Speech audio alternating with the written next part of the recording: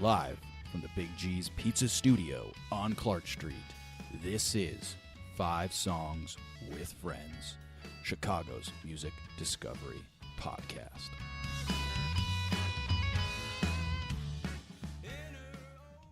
Old Time Relijun was born on January 1st, 1995 in a dark and moldy basement in Olympia, Washington. The band stole some popcorn bags, talked a friend out of his inheritance, and self-released Songbook Volume 1 in 1997. They then began their long association with Calvin Johnson's K Records. Old Time Relijun maintained its singular identity through every musical landscape over the next dozen years. Between 1999 and 2007, Old Time Relijun toured like monsters, averaging 150 shows a year in the U.S. as well as Europe, and released 6 albums along the way. Realizing that there's no better time than this fucked up time in history to quote-unquote get the band back together, Old Time Relijun released a new EP called See Now and No, and they have found the reunited group back together with unprecedented vigor and a life-embarrassing madness. That was quite a long intro, but very, very well written. Maybe not well read, but here we are. I've got 2 of the bandmates here, Aaron and Arrington. What's going on, guys? Hey, how's it going? Not to correct you right off the bat, but it was life embracing. But life embracing, but it's also embarrassing. Embracing life. Yeah. Oh shit! Well, you know what? Sometimes over the course of a life, we make decisions that we're then embarrassed about, and that's just part of life. Oh, dude, did I say? Oh, my bad. We embrace it all, man. We embrace it all, good and the bad. And also, if you look at some of the older photographs, it's embarrassing. Well, dude, all right, already off on the wrong foot. My strengths in life do not include pronunciations of any kind, and so I've apparently dug myself into a hole. Hopefully, I can get myself out. Let's see. Let's get you out. Anything's possible in this crazy world. Well, all right. Your band's been together for over 20 years. You go through a lot of different haircuts. I can imagine. Yeah. Well, so what? I'm curious about this inheritance. Who the hell did you talk out of how do you talk someone out of an inheritance? I'm so confused. What? Give me some of this backstory. Well, no. He had a little extra money, and he knew we were trying to fund the album, but he was like the one person we knew with more than $200 in his bank account. I mean that is true. You know what I mean? Like it's sort of like, it was 1996. We were in our 20s, and and like literally like we had a CD stuffing party because we had 1,000 CDs that we needed to stuff, and so everyone was sort of like this kind of community based band scene. But this this really sweet kid inherited a little bit of money, and he gave us what we needed to make the CDs. That's awesome. Yeah, we paid him back. Well, yeah, no, and popcorn? Like a year later or something. Yeah.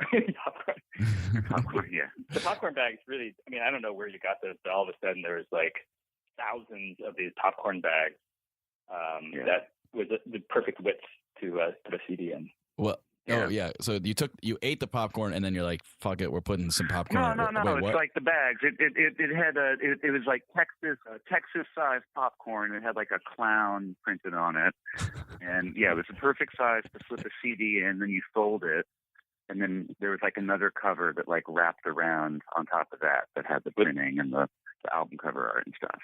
I think we actually used paper clips. Yeah. That's genius.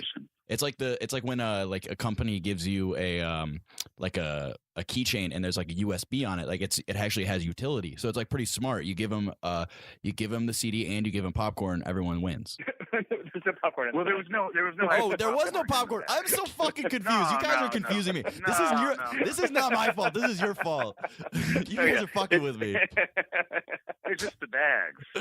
I used to go down into the basement of college where we were all, when we were college students. I'd like look around the basement and like, there was like this area of the warehouse in the basement where they just had all this like stuff that like, well, we can't by law throw this away because it's like state college property, but it's going to like stay in this basement for like the next 50 years. So I like climb over the fence and be like, oh, there's a bag of like 10,000 popcorn bags. So like I stole it, I took it. Why not?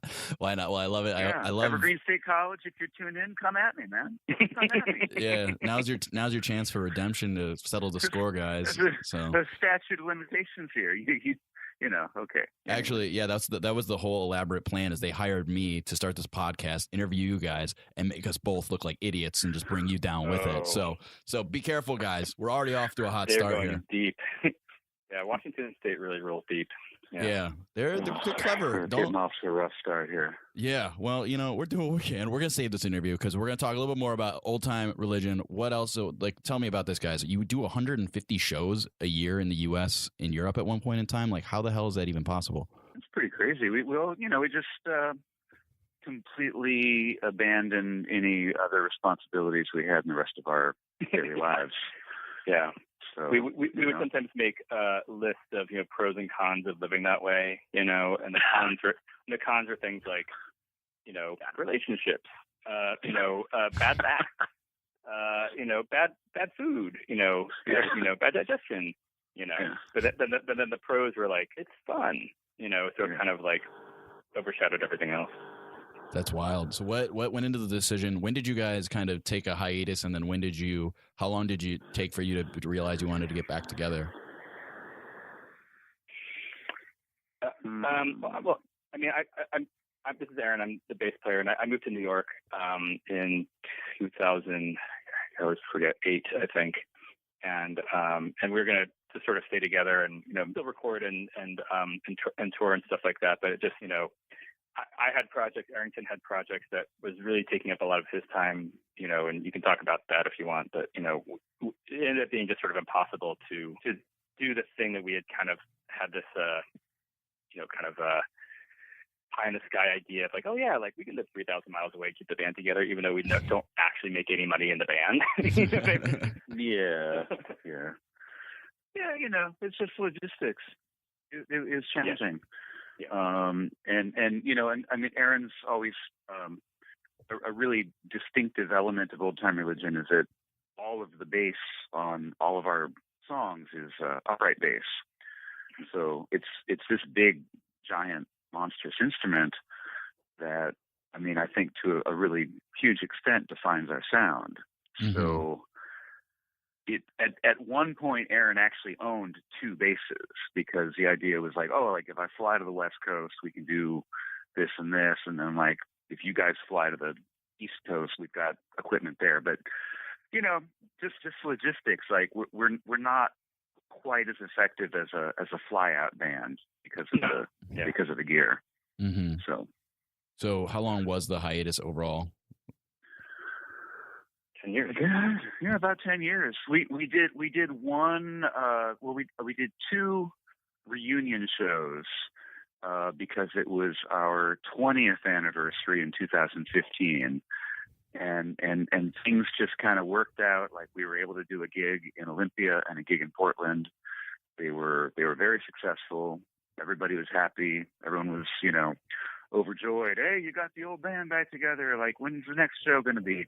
And it turns out, we're doing it like 3 years later, and then we actually start recording again and get some new songs together, and now we're going out on all these dates. It's going to be great.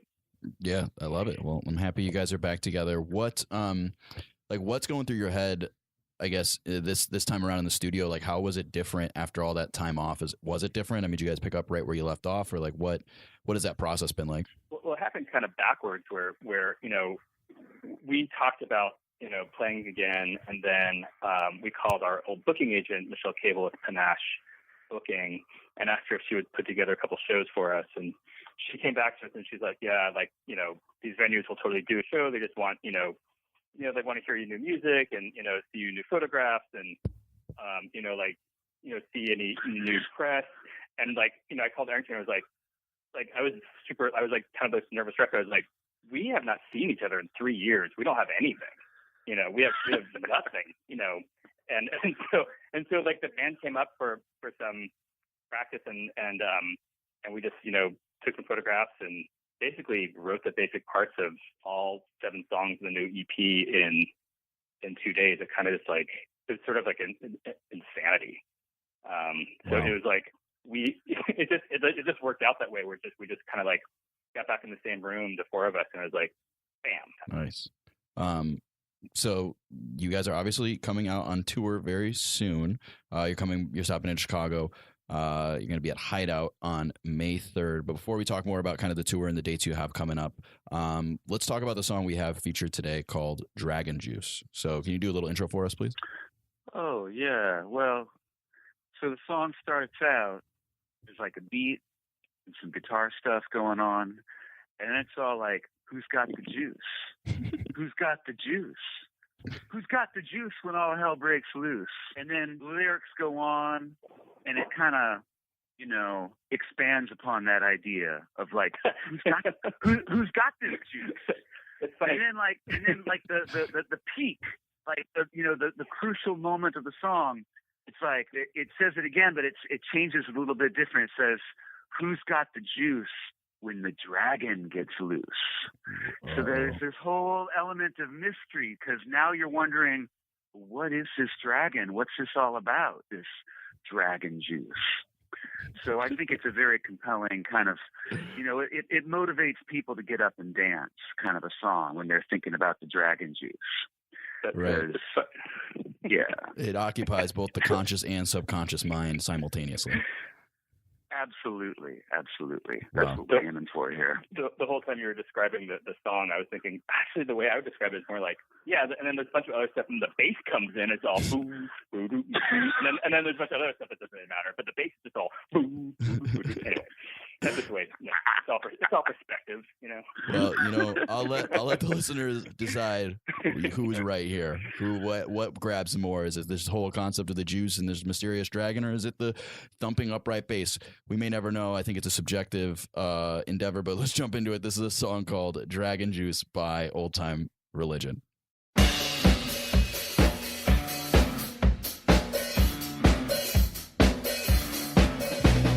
Who's got the juice? Who's got the juice? Who's got the juice when all hell breaks loose?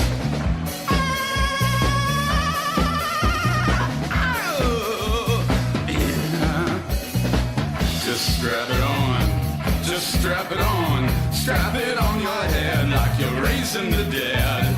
Tie me to the bed with a ball of thread, swallow up the meat and butter the bread, drink down the poison, spit it on the fire, 1,000 buzzing bees making it on fire, a jar full of barbed wire broken on the floor, holler and shout and slam the door.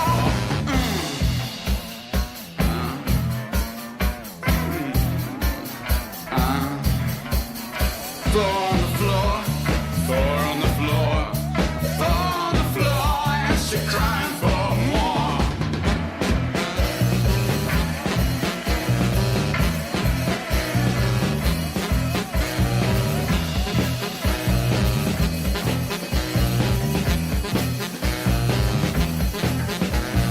Who's got the juice? Who's got the juice? Who got the juice when the dragon gets loose?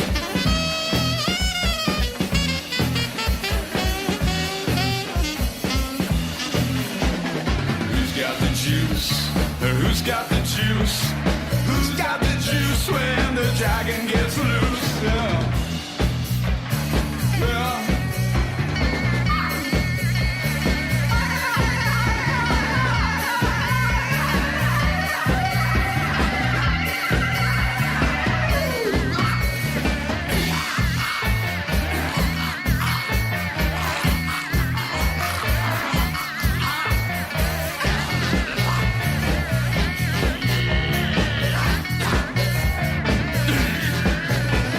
Who's got the juice? Who's got the juice? Who's got the juice when all hell breaks loose?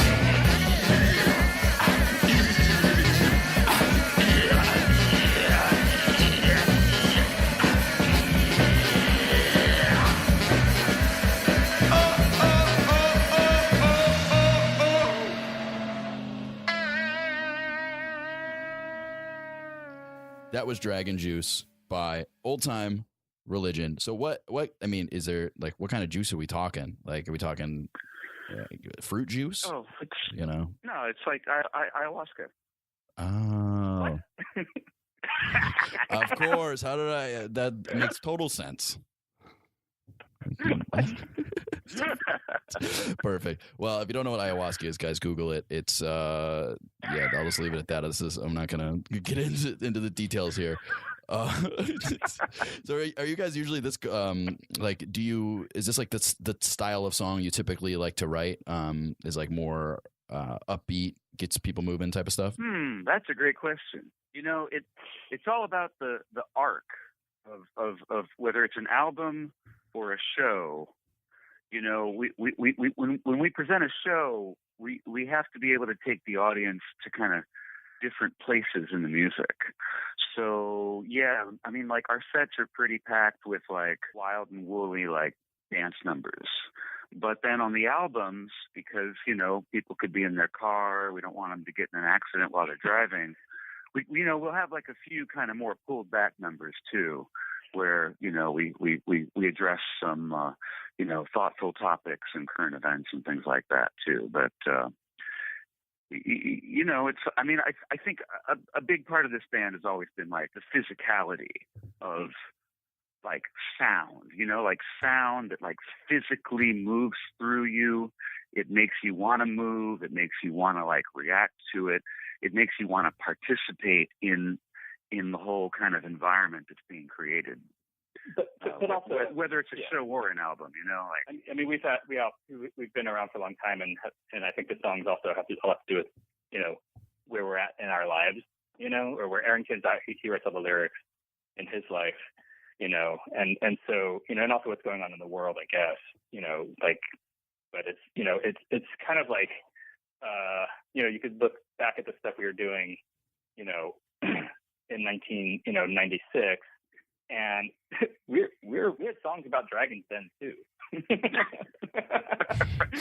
I hate to say it, but it's true. What was the why do the people build their cities out of paper? Yeah. I mean, good line. Good line. Gotcha.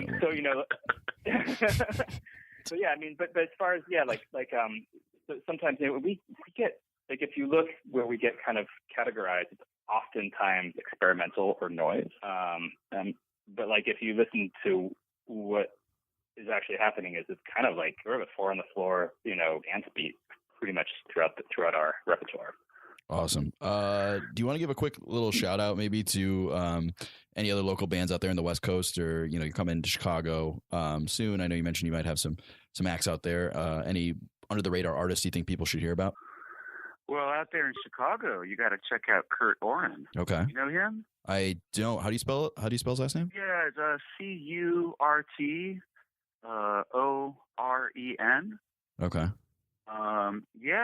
Kurt Oren, he's a genius. He's like, he does this whole show, and he'll have like a saxophone and a flute and a guitar, and he's got video projections, so he's like kind of telling stories, and then he'll play a song or build like a loop with the baritone sax or whatever. But then he'll work in these like animations and stuff into the show, and the whole thing. He's almost like a motivational speaker. So, you go to see him play. It's like it's not just about the music entirely. It's kind of this whole thing. He's got like a message that he's bringing to you, and it's really beautiful and touching, and it can be kind of raw sometimes. I mean, he talks about real sort of deep emotional things that he's going through. But it's universal too. It's like things that anyone can relate to. He talks about his family dog when his family dog passed away, and how he's like still sad about it. And, but he kind of brings it to this sort of punk rock audience. And he's based in Chicago, so awesome. you might have a chance to check him out sometime. Yeah, I'll be sure to check out his music. It sounds super interesting. I'm assuming he gigs a lot around here, so. We'll be sure to check it out. Any other under the radar ones maybe that is there anyone you're going on tour with, or are you guys just kind of picking up bands, like local bands throughout the way to open for you? Yeah, we're not making enough money to bring people along with us like that. That's kind of like the old model of rock and roll, where like promoters used to put together like a whole package because they're assuming that there's like no local band anywhere you're going that could, possibly match like what you're bringing. But, we're kind of coming at it from more of like a community vibe where, every city we're going to, we're trying to find like interesting people to connect with and share a bill with. I mean, like in New York, for example, we've got a bunch of dead people. That's the name of the band. Yeah. Okay. They're amazing. Yeah, they're crazy. They're really crazy. And let's see. I mean, in Portland, there's a lot of stuff happening in Portland, Olympia. There's this whole Northwest music scene. I mean, we're friends with this really great group called A Secret Drum Band that is making a lot of stuff happening. Mostly in Portland, but they tour a bit too. I'm sure they played Chicago. Yep. And they're interesting because the leader of that group, Lisa Schoenberg, not only is she this incredible drummer and like she's a drum teacher, so like all these like up and coming kind of rock bands, they're people in bands now who've like taken lessons from her since high school or whatever, But she's also, but get this, she's also a scientist. She's like an expert in like insect, like rainforest ants in like Brazil. She goes to Brazil every year and does all these ant studies, and then gets then she'll like compose music about ants. It's crazy. Yeah. Oh, I love it, man. Yeah. I mean, a lot of people, I mean, like there's very few inspirations that are greater than nature, like going out, even like, as you guys know, on the West Coast, going out for a hike. Like, I don't know. It's always fun to pick up an instrument after you get out and explore, put yourself in Mother Nature, Oh, yeah. Yeah. I was doing that yesterday, actually. I was out in the woods playing bass clarinet. It's really nice. Damn. I love it. That's fucking awesome. I used to do it all the time, and then I realized, like, man, it's been a long time since I've just taken the clarinet out in the woods, so I had to do it. I had to do it yesterday. Nice, man. I love it. Awesome. Well, you guys, thanks so much for coming on the show. You got a show coming up, like we said, Hideout, May 3rd. Stoked to have you in town. Where can people follow you to keep up to date on the other dates you have coming up on this tour and like new releases, things like that? I know the answer to this one. On the internet. Okay, I've heard of it. How do I do it? How do I do? So, okay, the main thing, that's the most important thing, is if you're looking up Old Time Relijun, if you spell it RELIGION, you're going to get a bunch of like gospel things coming at you. You don't want that. You want to type it in RELIJUN. And that's going to go to the band called Old Time Relijun. We've got a band. Wait, who's that? Old Time Relijun. Old Time Relijun. Oh, right, you guys. Yes, got it. RELIJUN. Yeah. So we have a band camp where you can listen to stuff for free before you buy it. We've got a YouTube where you can see footage of us performing, holding our instruments and singing our songs. So some of them have like some really wild crowd shots too. They're pretty fun to see. Some of these parties we used to play back in the day, and even the one from a couple of months ago is up on there. And then other than Bandcamp, we have another site too. Don't we? Well, Facebook has all of the shows. Facebook, that one. Yeah. Facebook. Yeah. Facebook's got all the stuff. And we're actually going to be in Milwaukee the day before Chicago, and we're going to be in Detroit the day after. So I'm guessing a lot of your listeners in the Chicagoland area, they might have a cousin who lives in Milwaukee. So like, if you're listening, perfect or, time. Maybe their ex-girlfriend's still living in Detroit. So like, call them up, give them a call. Yeah, everyone's got an ex-girlfriend in Detroit, If they're still cool, like call them up and say, hey, there's this band playing in Detroit the day after Chicago. Perfect. 2 days after the Milwaukee show. So, check it out. Wonderful. Hey, well, Aaron Arrington, thank you guys so much for coming on the show. I appreciate it. Best of luck on the tour. Thanks for inviting us. Pleasure, man. Yeah, absolutely. All right, man. Have a good one.